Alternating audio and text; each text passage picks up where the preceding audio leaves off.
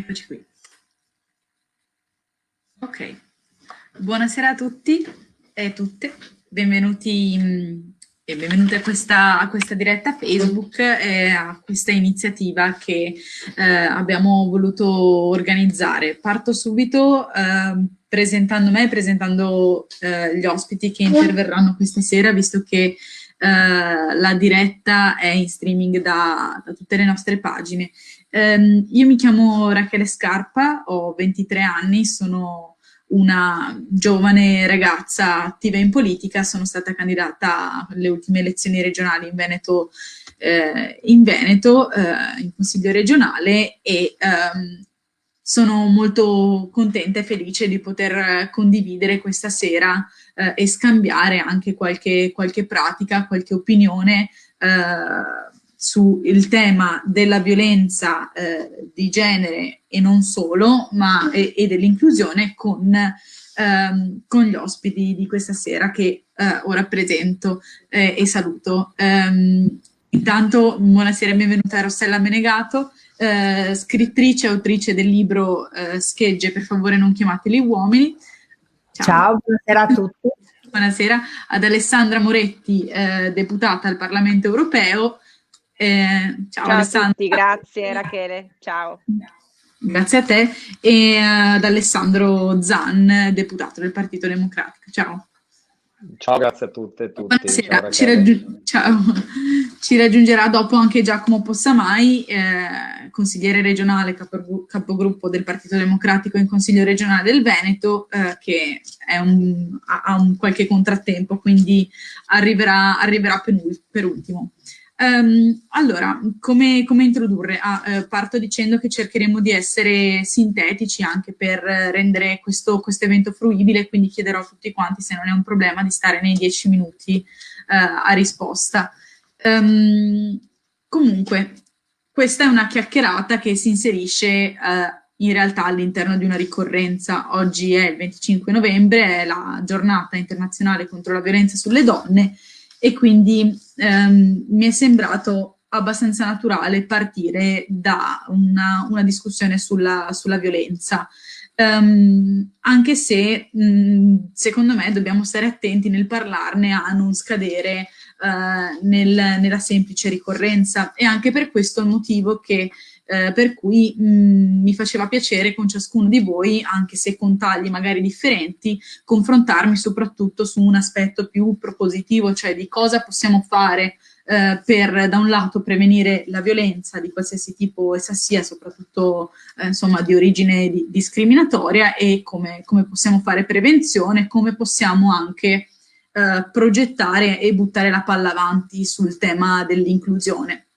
Quindi ci sono moltissime sfaccettature da cui potremmo partire, anche fatti di cronaca e attualità molto molto recenti che ci possono portare a ragionare sul tema della violenza e della discriminazione, anche perché sicuramente dobbiamo partire dall'assunto, credo io almeno, che la violenza non è di per sé connaturata alla vittima o all'aggressore che la compiono. Una donna non subisce violenza in quanto donna, una persona della comunità LGBT non subisce violenza perché è parte della comunità LGBT, ma perché è calato o calata in un contesto che sovrapposizione dopo sovrapposizione va a costruire le premesse perché perché ci sia effettivamente l'atto violento, dal caso peggiore di omicidio o comunque violenza fisica alle cose più quotidiane, che sono la violenza verbale, la violenza psicologica, la discriminazione nei più vari contesti della vita.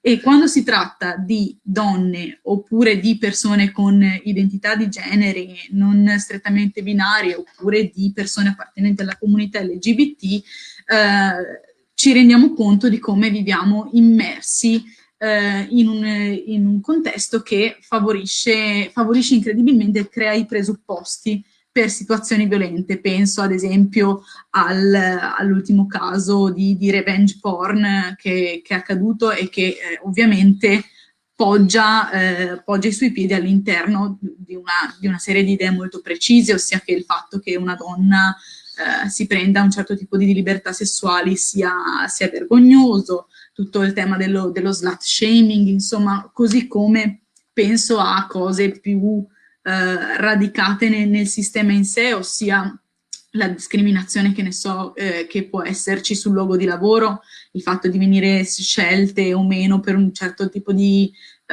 impiego perché si è o non si è maschi o corrispondenti a un certo tipo di standard che c'è, piuttosto che le differenze nello stipendio o, che ne so, anche il costo dei prodotti di genere femminile, insomma, che è diverso e varia. Ci sono moltissime situazioni, insomma, che vanno, credo io almeno, a costruire i presupposti per una società violenta e nella quale gli episodi di violenza esistono. E quindi spero che potremo interrogarci questa sera sul da che cosa hanno origine e che strumenti possiamo mettere in campo per cambiare le cose alla radice, sicuramente partendo dalle cose principali che sono l'istruzione e l'educazione, ma anche passando per l'azione concreta delle istituzioni, sull'azione della politica e delle persone che si fanno carico di fare rappresentanza, ma anche, perché no, della società civile o degli attivisti o degli scrittori, come ad esempio stasera.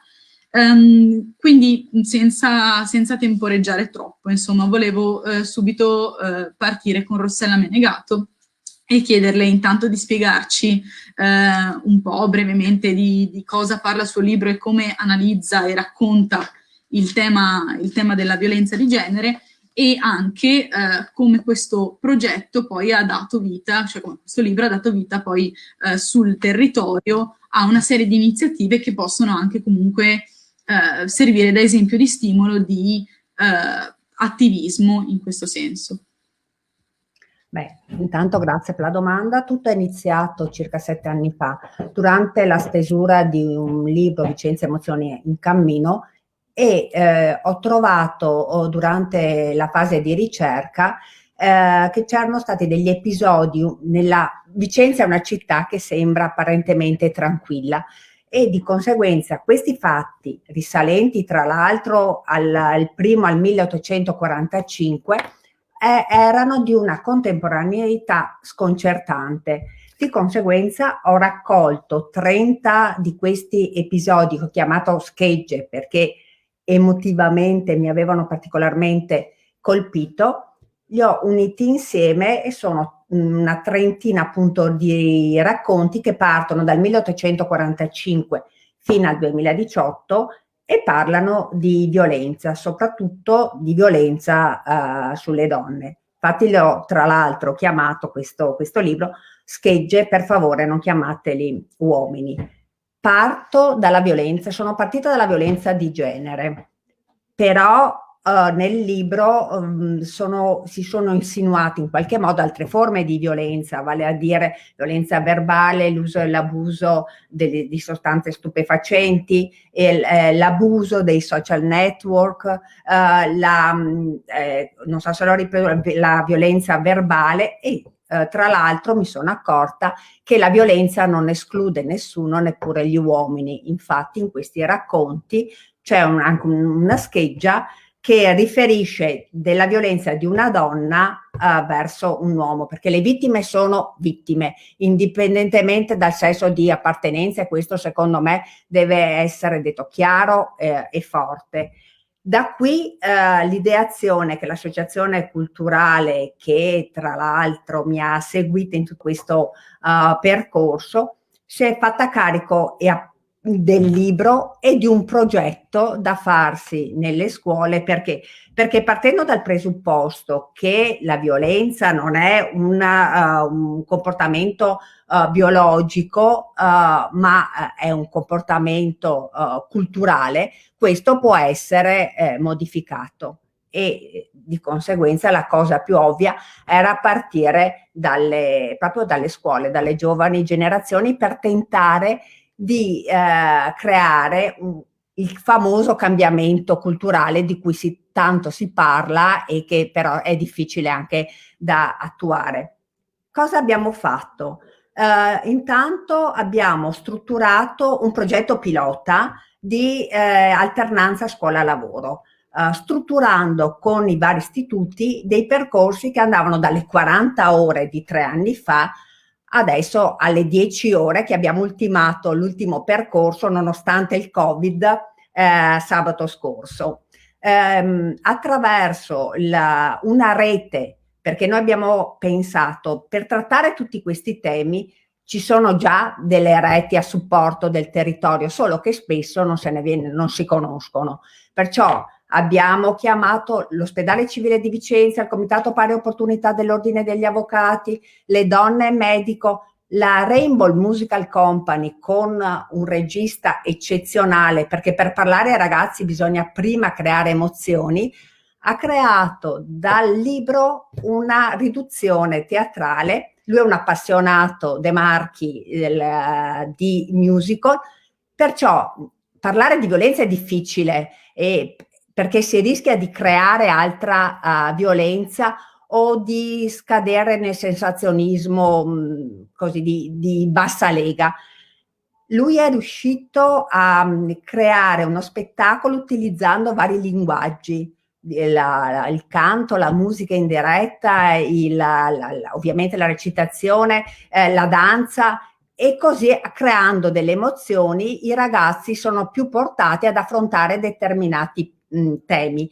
Siamo andati anche a collaborare con il centro Ares, che è il centro recupero uomini maltrattanti, perché è giusto anche che i ragazzi sappiano che comunque c'è una speranza anche per coloro che commettono violenza, c'è la possibilità eventualmente di un recupero.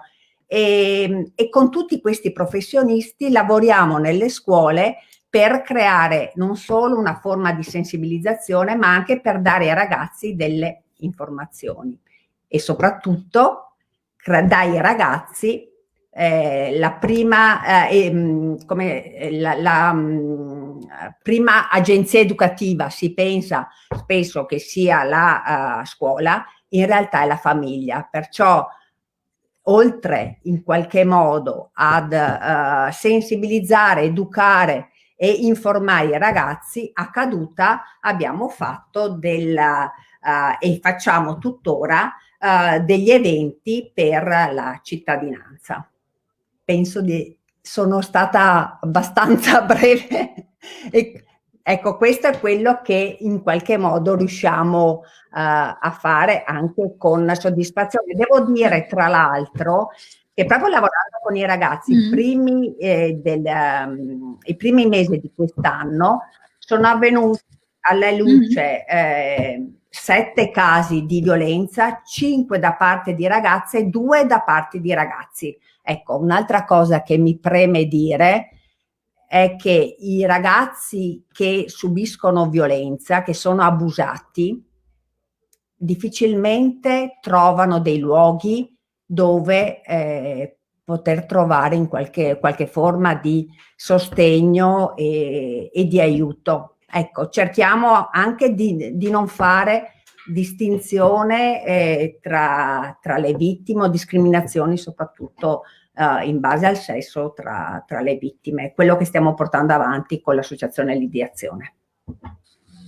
Grazie mille. Sì, beh, certo, questo è anche un po' uno dei motivi per cui in questa iniziativa c'è di fatto un po' un miscuglio, perché quando si tratta di comunque discriminazione o lotta alla discriminazione nei confronti di persone quali possono essere le donne o ad esempio i membri della comunità LGBT o anche i disabili, secondo me almeno non è sempre utile fossilizzarsi nella differenziazione, quanto più è utile chiedersi da che contesto sociale, economico e culturale vengono fuori gli atteggiamenti discriminanti. Quindi sicuramente qualsiasi iniziativa territoriale, che sia uno spettacolo, che sia un incontro, che riesce a fare empatizzare con queste situazioni è molto bello, quindi anche ti ringrazio per averlo condiviso.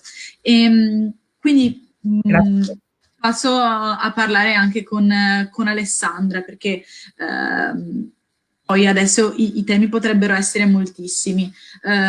Si è parlato ad esempio molto si è parlato dell'utilizzo delle parole, di come le parole plasmino la società. Quindi con te ad esempio mi interessava, possiamo ad esempio toccare questo tema e mi piaceva anche l'idea di chiederti su alcuni problemi che secondo me sono tra i più pesanti, come ad esempio l'inclusione e la parità di genere, soprattutto nei luoghi di lavoro, nel gender pay gap, e quindi tutta una serie di disuguaglianze anche economiche molto profonde che le donne si trovano ad affrontare, così come anche la difficoltà, l'assenza quasi di rappresentanza, che comunque è una realtà.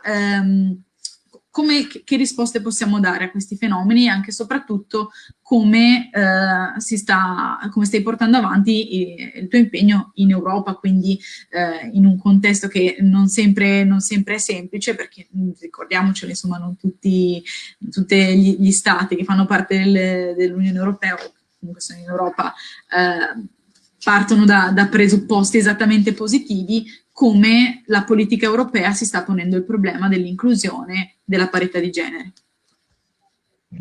Beh, intanto grazie Rachele, grazie a Rossella, ad Alessandro che interverrà più tardi, per questo momento di riflessione su un argomento così sentito e che mi sta particolarmente a cuore, sul quale insomma mi sto battendo da quando è iniziata la mia attività politica.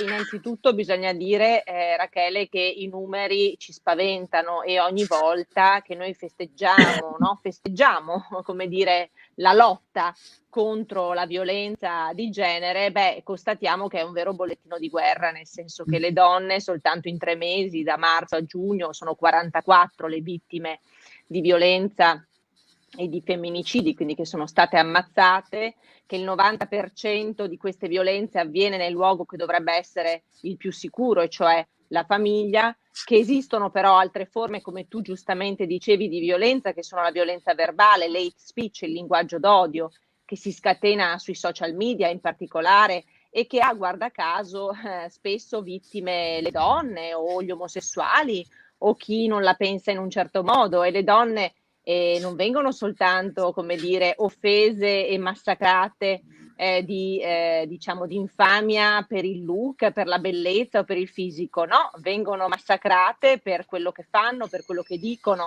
per il ruolo che hanno nella società, per le battaglie che portano avanti, così come sono in aumento incredibile i reati a danno delle ragazzine, delle minorenni. Pensiamo appunto alla revenge porn di cui tu hai parlato prima, cioè ragazzine vittime dei fidanzati o degli ex fidanzati che divulgano senza il loro consenso immagini intime, e questo ovviamente ha portato al suicidio, ha portato a atti di lesioni, a fortissime depressioni. Quindi questo per far capire come la violenza sia una violenza a 360 gradi, non sia soltanto evidentemente quella fisica, né che tantomeno colpisca una categoria. Certo, le donne sono le più colpite, ma poi Alessandro ci dirà le battaglie che lui ha fatto per garantire, come dire, norme severe contro tutte le forme di discriminazione.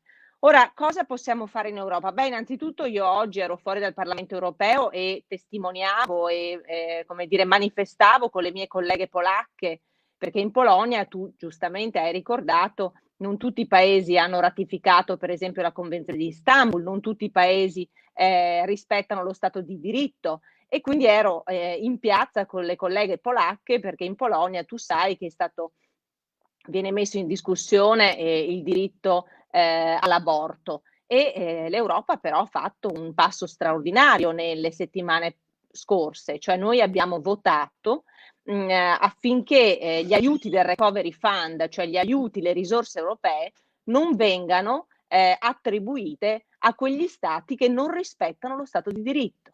È una rivoluzione questa da un punto di vista europeo, perché noi abbiamo detto che devono prevalere i nostri valori, devono valere e diciamo essere affermati e garantiti i diritti su cui l'Unione Europea si basa e si fonda, che sono il diritto ad una magistratura libera, il diritto ad una giustizia, il diritto alla democrazia, alla libertà di stampa, alla libertà di pensiero, il diritto ad essere se stessi e se stesse. Ecco, una, secondo me, come dire, soluzione, che però è molto difficile sempre da portare avanti, è questa che potrebbe aiutare. Beh, innanzitutto è il lavoro. Perché vedete il lavoro e l'occupazione delle donne è il primo strumento di emancipazione sociale e di libertà. Ed è anche uno strumento però di liberazione spesso da alcune condizioni di subordinazione e di violenza psicologica, economica, perché avere un reddito, potersi mantenere, significa anche poter scappare da una situazione di violenza. Ed è per questo che noi come parlamentari europei, insieme a tante associazioni anche italiane, penso appunto al Giusto Mezzo, penso appunto diciamo al movimento Half of It, abbiamo sostenuto l'iniziativa per cui metà delle risorse del Recovery Fund, di questi 209 miliardi che arriveranno al nostro paese, dovranno essere dedicati proprio per l'occupazione, per favorire l'occupazione delle donne, perché le donne appunto nel nostro paese e anche nel nostro paese non sono occupate tanto quanto gli uomini, favorire la parità salariale tra donne e uomini, perché anche nel nostro paese le donne guadagnano circa il 22% in meno rispetto agli uomini a parità di mansioni e di orario di lavoro, e quindi di favorire non solo l'ingresso nel mondo del lavoro, ma anche favorire la carriera delle donne nel mondo del lavoro, perché purtroppo quel famoso tetto di cristallo di cui sentiamo tanto parlare non l'abbiamo ancora sfondato. E nei luoghi di potere, nei luoghi di responsabilità, anche nei luoghi della politica dove si fanno le leggi, le donne sono ancora troppo poche, ed è una questione di numeri, perché se noi non siamo tante, se non siamo in un numero sufficiente, ovviamente non riusciamo a far approvare delle leggi che riguardano la civiltà, le leggi per le quali si misura il livello di civiltà di un paese. Questo è un primo aspetto. Un secondo aspetto è la cultura della denuncia. Noi dobbiamo sostenere, favorire, insegnare alle ragazze che i comportamenti violenti, che i maltrattamenti, che i soprusi di qualsiasi tipo, anche quelli verbali, vanno denunciati e poi vanno sanzionati con delle leggi ovviamente estremamente rigide. Penso al codice rosso sul revenge porn, no? Che addirittura introduce delle pene che vanno dai 6 ai 16 anni di carcere. Ora, io credo che questi siano dei passi in avanti importanti, però attenzione, noi una volta che sosteniamo le donne nella denuncia, poi una volta che le donne denunciano le dobbiamo anche supportare, le dobbiamo anche proteggere, e quindi più soldi agli istituti, ai centri antiviolenza, che sono ancora troppo pochi in Italia e in Europa in generale, la formazione della polizia, la formazione di tutte quelle persone che raccolgono ovviamente le denunce delle donne, la protezione dei minori per quanto riguarda la violenza assistita. Ricordiamo che la violenza assistita è quella violenza a cui assistono i bambini di fronte diciamo, ai maltrattamenti che la mamma subisce, per esempio, da parte del papà. Ecco, io credo che questi siano i punti su cui dobbiamo concentrare la nostra attenzione. E poi l'ultima cosa, e chiudo, l'esempio.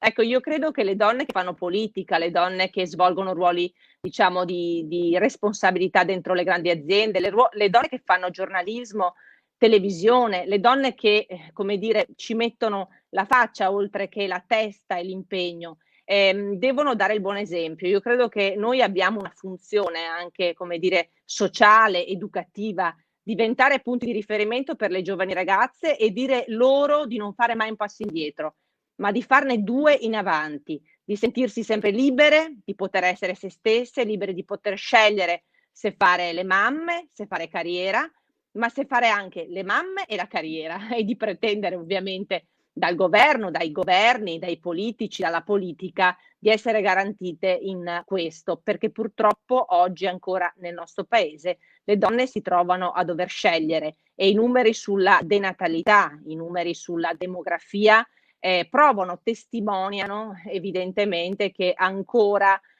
lo Stato non ci dà gli strumenti necessari per essere adeguatamente libere di scegliere. Grazie. Grazie mille Alessandra. Vabbè, allora adesso vi chiedo velocemente sull'ordine degli interventi, se avete preferenze, fatemi un cenno Giacomo, Alessandro, perché con i ritardi vari si è scombinato. Se per voi non è un problema, io parlerei prima con Giacomo e poi con Alessandro a questo punto, mantenendo un po' l'impostazione iniziale. Ciao Giacomo, intanto benvenuto. Ciao. Allora. Ok. No, vai. Ah no, che avevi il muto. Beh, niente, volevo semplicemente salutarti e ringraziarti. Finora abbiamo un po' chiacchierato con Rossella e con Alessandra in generale della violenza, in particolare la violenza sulle donne, la violenza di genere e di come che iniziative sono state messe in campo in Europa e non solo per contrastarla. Io con te invece pensavo di fare un focus un po' più sul nostro Veneto, visto che insomma abbiamo condiviso una campagna elettorale, quindi sicuramente tu sei anche, congratulazioni ancora, stato eletto e quindi mi piaceva un po' l'idea di partire dallo status quo, ossia un Veneto drammaticamente perso, all'interno del quale le forze comunque di sinistra progressiste hanno subito effettivamente una grande sconfitta e che si trova quindi stragrandemente rappresentato da persone che comunque hanno delle idee, anche se il tema della violenza contro le donne unisce sempre tutti quanti, perché insomma è anche molto difficile trovare delle opinioni in sfavore, diciamo, ci si scontra un po' con la contraddizione che esiste però nell'avere una regione che poi nelle politiche, nei fondi che investe, nelle iniziative che prende, dà un certo tipo di impostazione che sicuramente non favorisce né l'inclusione delle minoranze né tantomeno una condizione di parità per quanto riguarda il genere, le donne, tanto che qualche anno fa ci siamo trovati in piazza a manifestare ad esempio contro i tagli dei centri rispetto ai centri antiviolenza e un sacco di altri servizi al cittadino che comunque sono cose concrete, no? Che hanno un forte impatto. Quindi con te volevo parlare di quindi che cosa possiamo fare in 10 minuti, perché ovviamente non possiamo dilungarci troppo. Noi siamo in opposizione, ci prendiamo la briga di fare politica e anche quindi di metterci in rete in qualche modo. Nel centro-sinistra in Veneto, intanto che iniziative può promuovere in questi 5 anni, nonostante la situazione in cui si trova, e poi in generale che cosa vorremmo vedere fare al Consiglio regionale per cominciare a risolvere i problemi alla radice, diciamo. Allora, intanto buonasera a tutti, grazie dell'opportunità, grazie a Rachele, vi saluto Alessandro, Rossella, ringrazio Alessandra per l'occasione, ha detto tantissime cose Alessandra, quindi cerco di stare in 10 minuti, magari di usare anche qualche minuto in meno. In Veneto ci sono tantissime cose che possiamo fare, ovviamente, nel senso che il modello di Zaia, il modello della Lega, il modello che poi era anche quello di Galan nei 15 anni precedenti, lo conosciamo bene.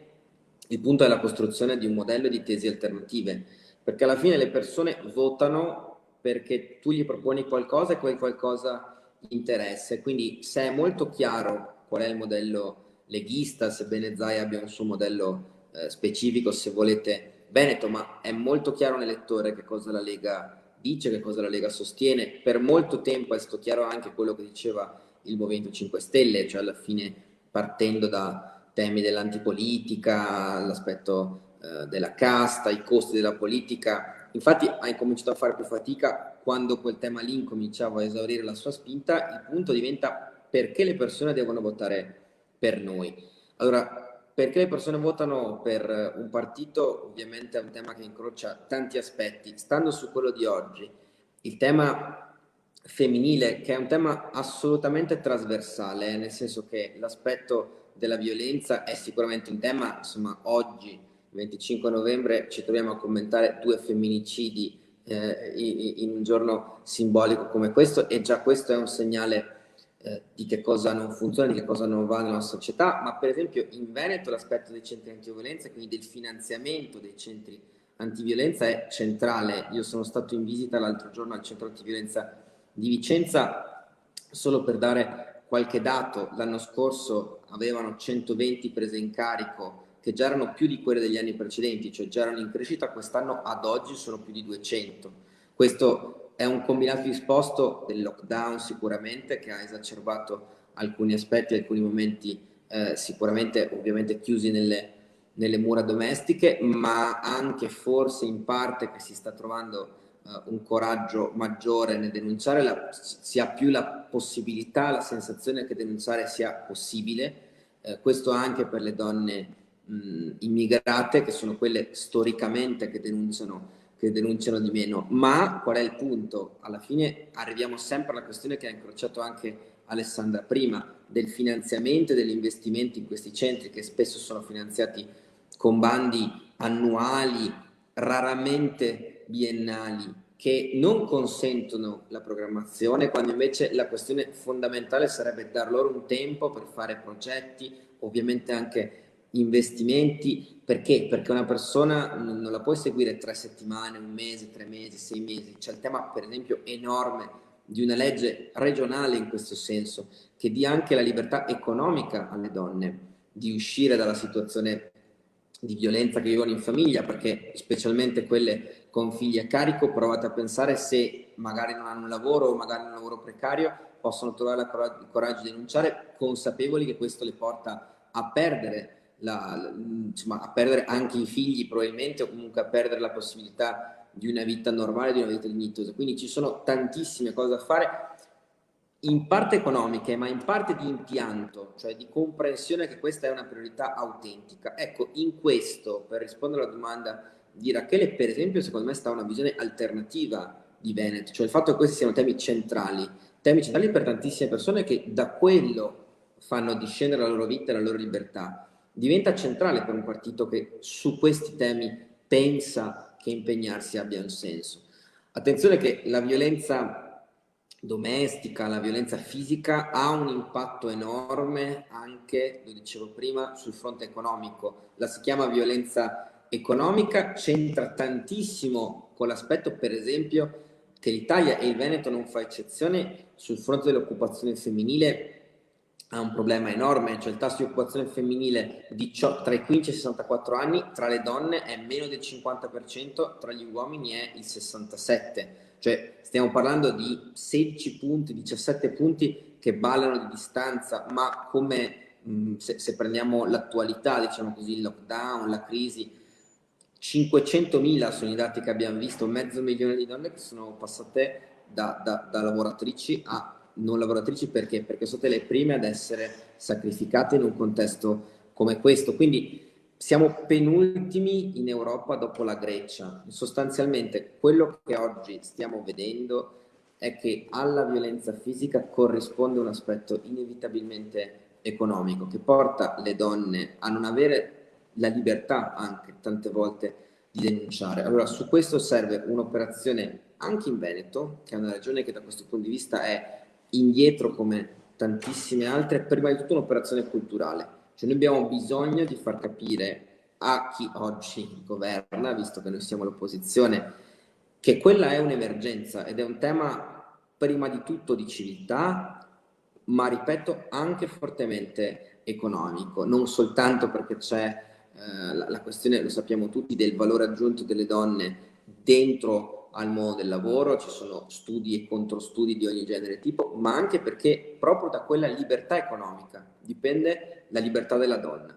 Quindi su questo ci sono attività da fare sicuramente sul piano, diciamo così, dei centri antiviolenza, dell'assistenza, ma fortissimamente sul fronte della formazione professionale, dell'avviamento al lavoro, dell'incentivo alle donne. Ma pensate per esempio un'altra questione di cui si parla da tanti anni, che è fondamentale: nell'accesso alle case popolari è necessario, per esempio nell'accesso alle case ATER, indicare il tema delle donne che hanno subito violenza come un requisito che dà punteggio e consente un accesso, perché uno dei problemi è queste donne dove vanno nel momento in cui decidono di denunciare se non hanno un'indipendenza economica. La soluzione non può certo essere la casa rifugio. Quindi ci sono una serie di operazioni culturali, economiche e di impianto su cui noi, secondo me, possiamo fare una grande battaglia. C'è lo spazio per farla, penso che con il gruppo consigliere del PD, ne abbiamo anche già accennato, ci lavoreremo nei prossimi mesi per presentare una proposta di legge che metta insieme le cose di cui ho parlato prima. Ecco, è una cosa che va portata avanti a tutti i livelli. Prima Alessandro raccontava molto bene l'impegno europeo, su questo e da altri fronti Alessandro è impegnato da tanti anni sul fronte nazionale, la regione deve fare la sua parte e deve essere una delle cose che caratterizza fino in fondo il nostro impegno e che dà l'idea a un elettore di perché io devo votare il Partito Democratico, perché so che su quei temi presidia, combatte e c'è come nessun'altra forza politica. Grazie mille Giacomo. Penso che sia utile anche per chi ci guarda appunto farsi un'idea di quali sono le proposte in merito, perché appunto io credo sempre che le politiche, per quanto universalmente giuste, abbiano un colore, e questo lo dimostra anche nel senso che ci sono delle scelte precise che bisogna fare, delle parti. Ti chiedo di togliere il microfono se possibile, perché sento il riverbero. Grazie. Ci sono delle cose che un'istituzione, secondo me almeno, deve fare per prendere parte, per prendere una parte, per parteggiare, per non essere ignava e accomodante in un certo senso. E mi collego in questo senso alla domanda che volevo fare ad Alessandro Zan, che non è proprio una domanda, è più un ragionamento, perché insomma io nel osservare il dibattito che è stato fatto attorno al DDL Zan, per il quale ti ringrazio comunque, sono rimasta particolarmente stupita innanzitutto dal fatto, dalla polemica insomma che si è scatenata soprattutto da parte delle destre. Diciamo che per me, che sono insomma una persona che ha giustamente un'attenzione a questi temi, una sensibilità, che anche mi sento parte della comunità, avere una legge del genere è qualcosa che va semplicemente a colmare un buco legislativo che esisteva, anzi che esiste tuttora, e che arriva, insomma, bene che arrivi, ma comunque era in un certo senso il minimo indispensabile, perché l'Italia comunque è indietro rispetto alla maggior parte, a molti paesi in Europa su questioni come le adozioni, le unioni civili stesse, insomma il matrimonio, si sta comunque si sottostà comunque, io credo, in Italia a un conservatorismo forte che penso che abbia anche le radici in tutte quelle piccole situazioni appunto di discriminazione, di pregiudizio, che sono una realtà che le donne, così come le persone che fanno parte della comunità LGBT, in qualche modo condividono. Quindi vedere dette certe atrocità in Parlamento, vedere intere manifestazioni, vedere la destra organizzarsi all'interno dei consigli comunali con mozioni contro questa legge, per me è stato in un certo senso sbalorditivo e indicativo di quanto in realtà fosse un provvedimento necessario e quanto sia necessario innanzitutto avere delle leggi che impegnano lo Stato su un certo tipo di questioni.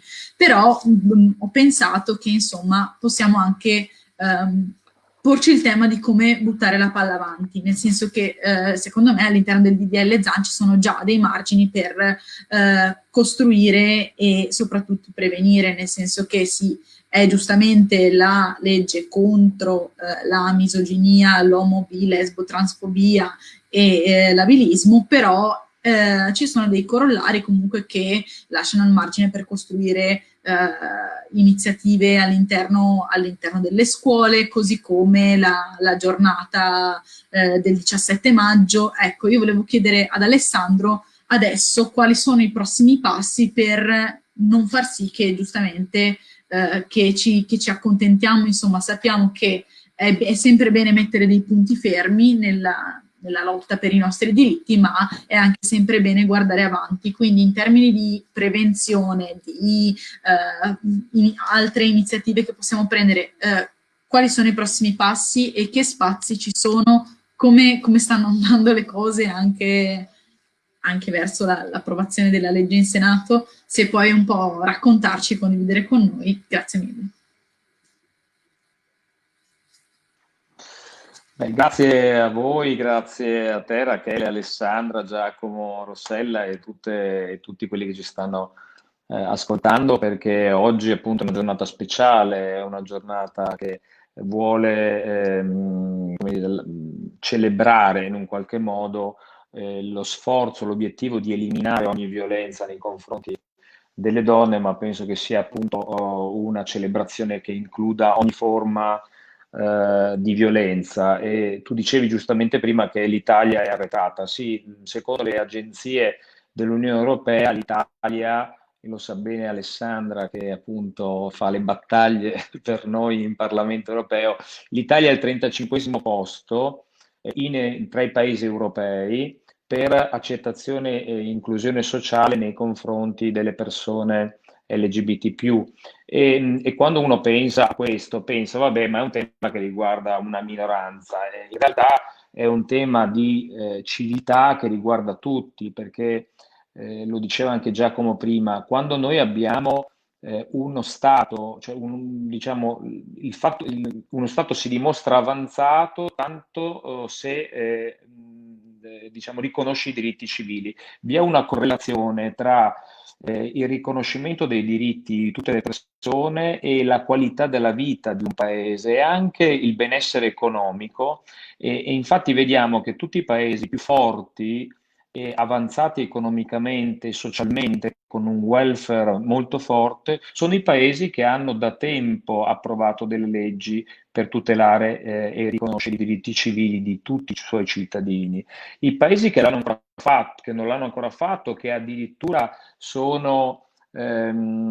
che fanno un'omofobia di Stato, una misoginia di Stato, come la Polonia, l'Ungheria, e sono anche i paesi più arretrati, arretrati economicamente e anche arretrati sotto il profilo del welfare, della qualità della vita. E dunque questa correlazione ci fa comprendere come l'Italia debba scegliere se andare verso quei paesi più avanzati che sono in un qualche modo, che hanno con lei, con l'Italia, fondato l'Europa dei diritti sociali, dei diritti civili, delle libertà, rispetto invece a quei paesi che vogliono invece negarli questi diritti. E purtroppo la nostra destra, la destra nostrana, ecco, la destra italiana, con la Lega, Fratelli d'Italia, dicevi prima in Parlamento, abbiamo assistito veramente alla peggiore messa in onda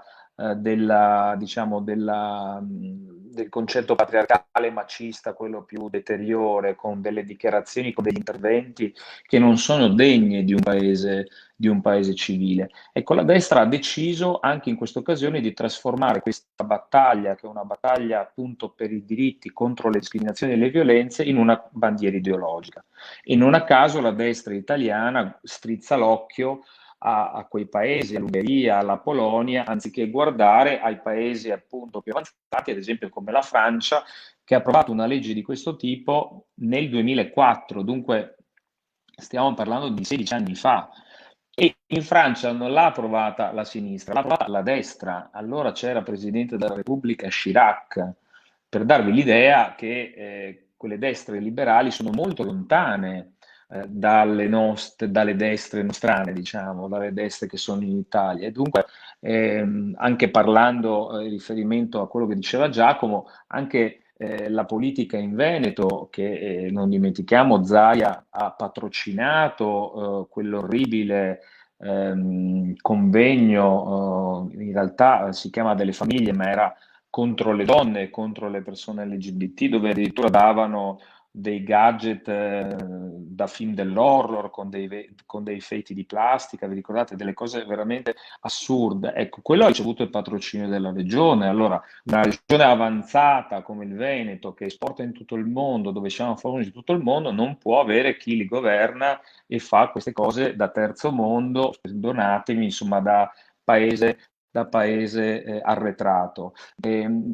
Com'è che siamo partiti a fare la legge che in realtà non è contro l'omofobia, in realtà è una legge contro i crimini d'odio, perché riguarda, come dicevi tu, tutte le cosiddette vittime vulnerabili.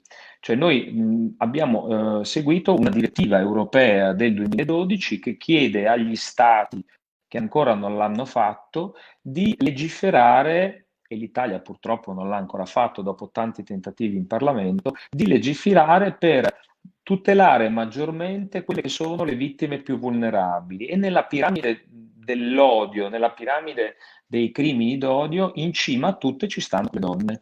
Ecco perché questa legge, anche su suggerimento di tanti che sono stati auditi in commissione, penso a dei penalisti, ma anche a delle penaliste che hanno detto a delle magistrate che hanno detto che è assolutamente fondamentale che vi sia il tema della misoginia proprio per tutelare quelle donne che appunto attraverso soprattutto i social media sono e dunque con un coinvolgimento di tantissima gente sono oggetto di violenze, di istigazione all'odio, che poi armano dei malintenzionati che possono anche attraverso queste istigazioni compiere delle vere e proprie violenze e dunque mettendo in pericolo queste persone. E questo vale per le persone LGBT+, vale per i disabili. Ecco perché questa legge segue appunto una direttiva europea che individua tra le vittime più vulnerabili le donne, le persone della comunità LGBT+, ovvero gay, lesbiche, trans, transgender e le persone disabili.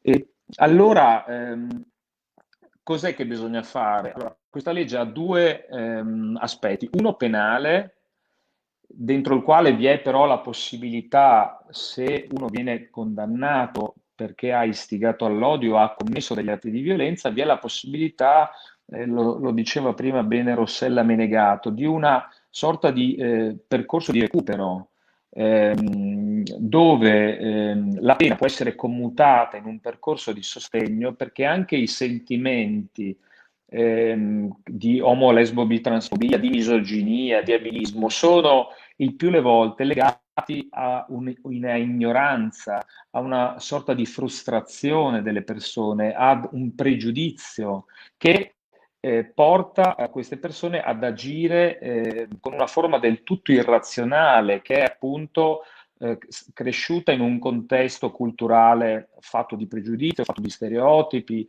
e così via. Ecco perché un percorso di questo tipo può trasformare, anche grazie all'assistenza psicologica, ma anche grazie a un lavoro che viene fatto con le associazioni che come dire, in prima fila si occupano di vittime, si occupano di violenze e dunque il reo, la persona che commette violenza, potrebbe venire, solo se lo vuole ovviamente, perché non è obbligato a farlo, se vuole commutare una pena in un percorso di sostegno, può venire a conoscenza con le sofferenze di queste vittime, con la situazione appunto di discriminazione.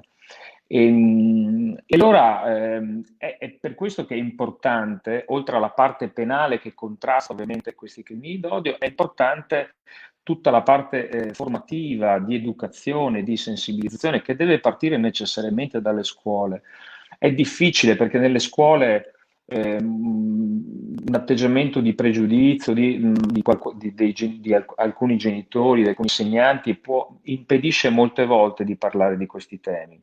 Ecco perché noi dobbiamo cercare, attraverso una condivisione con i genitori, con gli insegnanti, di introdurre, come dire, nelle scuole la questione della discriminazione, cioè una educazione al rispetto, all'inclusione che formi culturalmente, affettivamente anche le persone, che poi quegli studenti che poi saranno i cittadini adulti del domani, ad essere un po' allenati al rispetto, non so come dire, no? Perché in una società che emette odio attraverso la televisione, attraverso anche la politica e attraverso anche i social, se non sei educato al rispetto, all'inclusione, se non hai una formazione, una consapevolezza forte, poi rischi poi di essere tu stesso, no? Il carnefice di una donna, il carnefice di una persona omosessuale, il carnefice di una persona che appunto viene colpita per la propria condizione personale. Ecco perché, ad esempio, nel tema parlando di scuola, vediamo che ancora oggi esistono dei sussidiari o dei libri di testo che contengono degli stereotipi di genere. Il papà va a lavorare, la mamma stira, no? Cioè, lo vediamo ancora oggi che esiste questo, cioè come se le persone dovessero essere ingabbiate in ruoli precostituiti che sono tipici di una cultura che vuole invece il dominio sulla donna, che vuole appunto la prevaricazione. E dunque bisogna cercare di lavorare molto. L'esempio che faceva Rossella è molto positivo, no? Creando appunto un'alleanza con la scuola, con i genitori, con gli operatori, con le amministrazioni pubbliche, per introdurre il tema della non discriminazione in tutti i luoghi, non solo in certi luoghi, ma in tutti i luoghi. Una legge, certo, non risolve il problema, ma può fare cultura, perché abbiamo visto che, ad esempio, in alcuni paesi, cito sempre la Francia, da quando è stata approvata una legge di questo tipo, non solo non vi è stata nessuna restrizione costituzionale, nessun allarme democratico, ma al contrario sono calati di molto i reati e i crimini d'odio.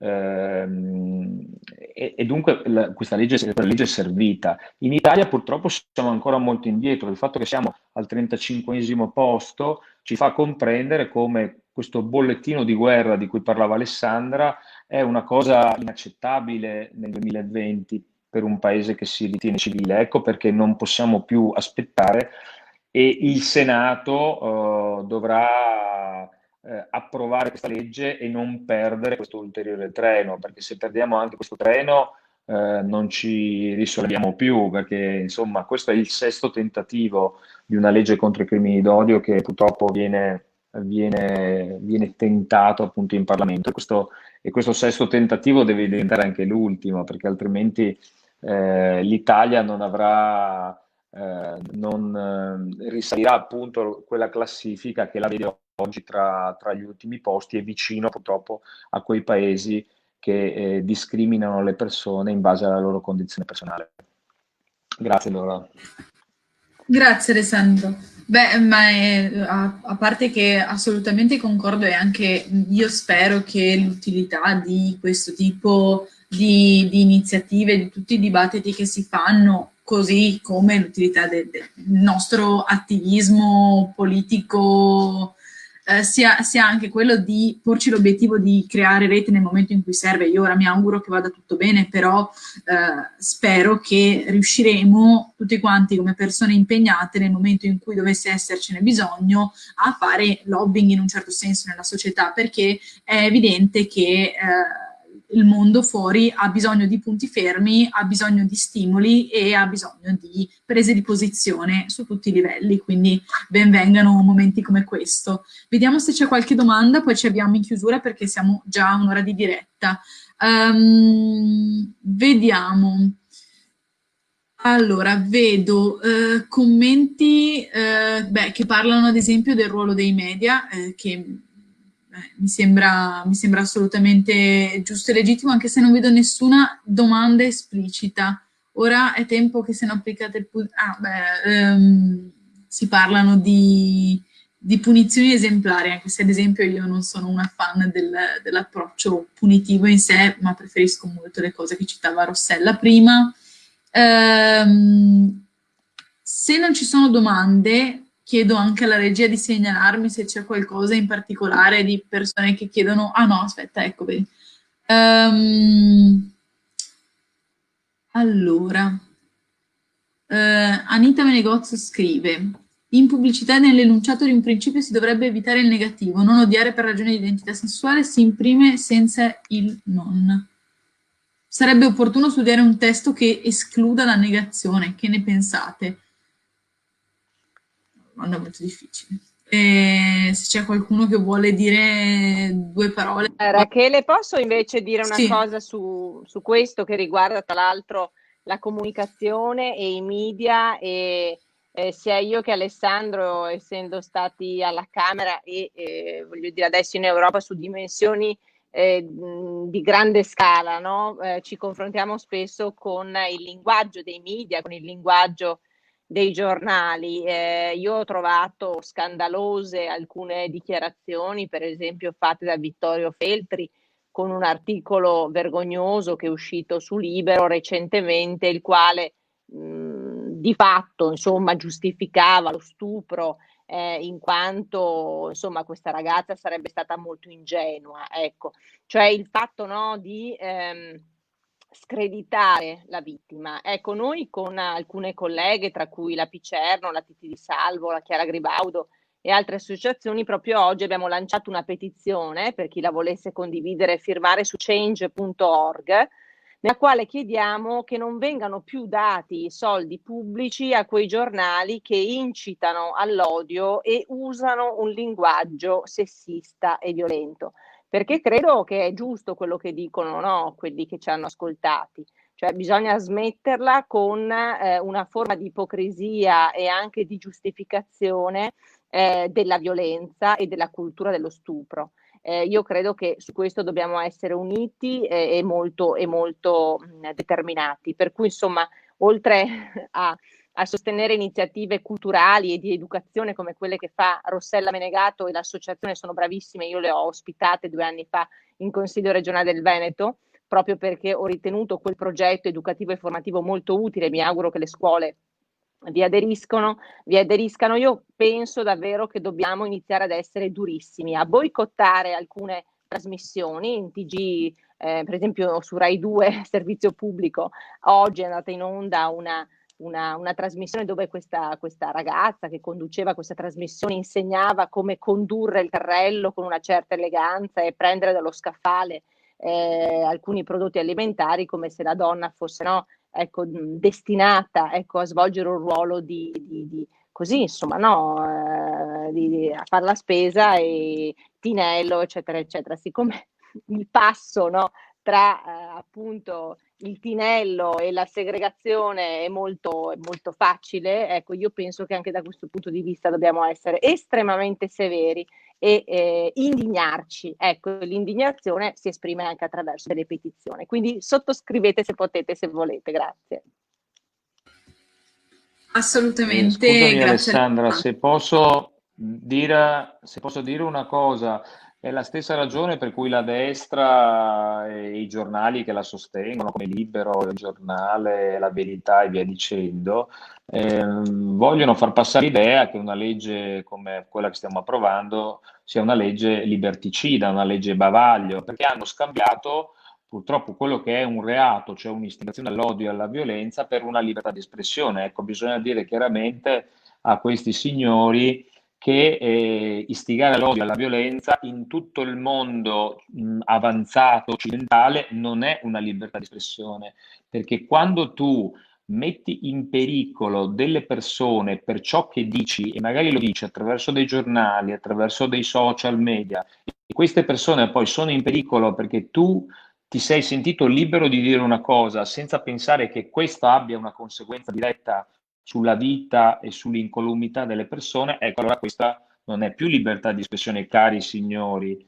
diciamo, l'esempio che citavi oggi, vergognoso, che citavi tu Alessandra, di Vittorio Feltri, dimostra che questo non è più giornalismo, sono peggio dei discorsi da bar, perché i discorsi da bar rimangono dentro il bar, questi sono veicolati attraverso un giornale, dunque hanno una potenza nefasta, culturale, di violenza, di odio, perché appunto legittimano, perché se uno dice questa se l'è cercata e frequenta i posti dove rischia la violenza, allora vuol dire che legittimi in un qualche modo tutti coloro che hanno voglia di farla, di esercitare violenza nei confronti di una donna. Insomma, questo è veramente vergognoso. Bisogna togliergli i soldi, questi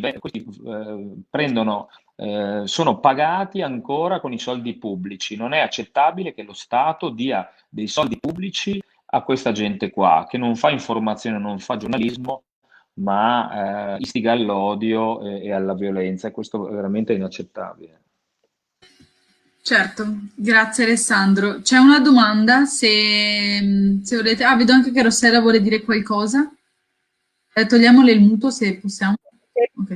Se è possibile, se si deve cambiare, se si vuole ottenere cambiamento culturale, secondo me bisognerebbe anche investire nei progetti delle scuole da farsi con le giovani generazioni, perché per esempio faccio l'esempio dell'associazione dell'ideazione. Noi ci muoviamo soltanto con volontari. Noi non abbiamo in 3 anni, 4, con questo che facciamo il progetto nelle scuole, non abbiamo ricevuto un euro. Ne approfitto per ringraziare tutti i nostri professionisti che volontariamente mettono a disposizione il loro tempo. Non deve essere un'iniziativa del singolo insegnante o della singola associazione entrare quasi a gamba tesa nelle scuole per fare questo tipo di formazione e informazione.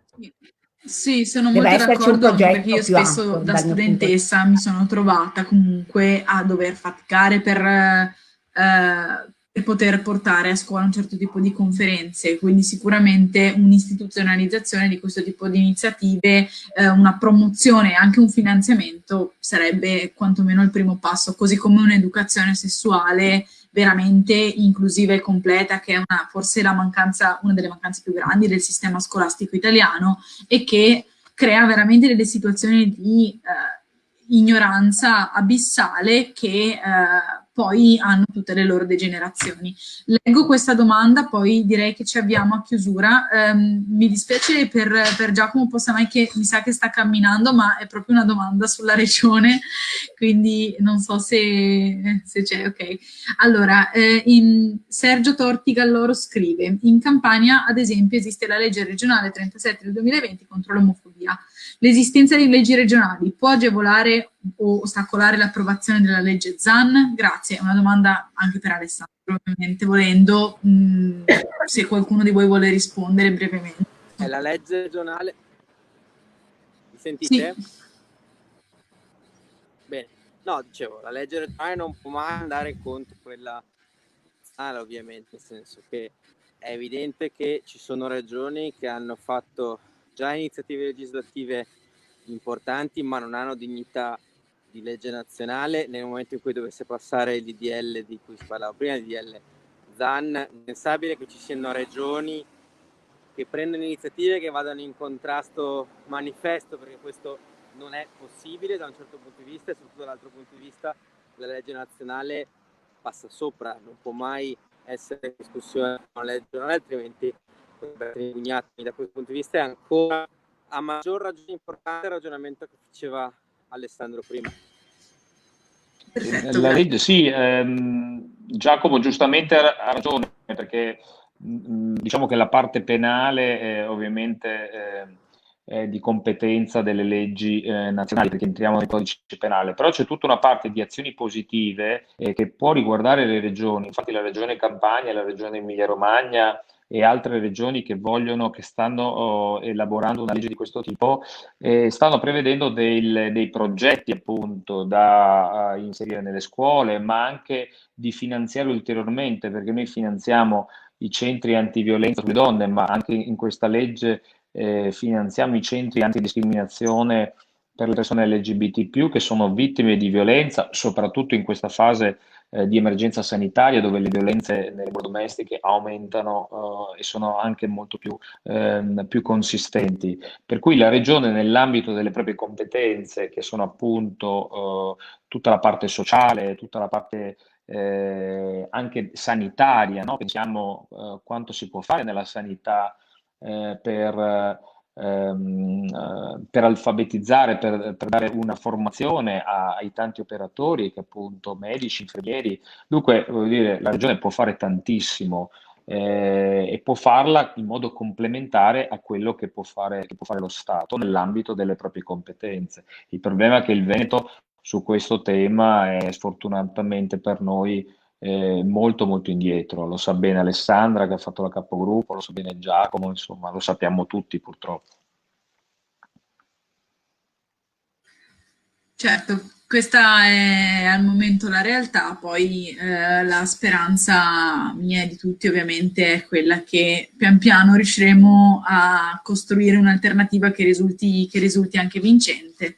Nel frattempo io vi ringrazio, perché penso che iniziative come questa nel loro piccolo comunque abbiano una loro utilità. È molto importante parlare di queste questioni, ma anche parlandone in un modo che poi vada a calarsi nella realtà e a trovare un riscontro. Io penso che questa sera l'abbiamo fatto, quindi ringrazio di nuovo Rossella Menegato, Alessandra Moretti, Giacomo Possamai e Alessandro Zan per essere stati qui stasera, e vi saluto, spero che stiate bene e al sicuro, tra l'altro, e saluto anche tutti quanti ci hanno ascoltato e hanno commentato.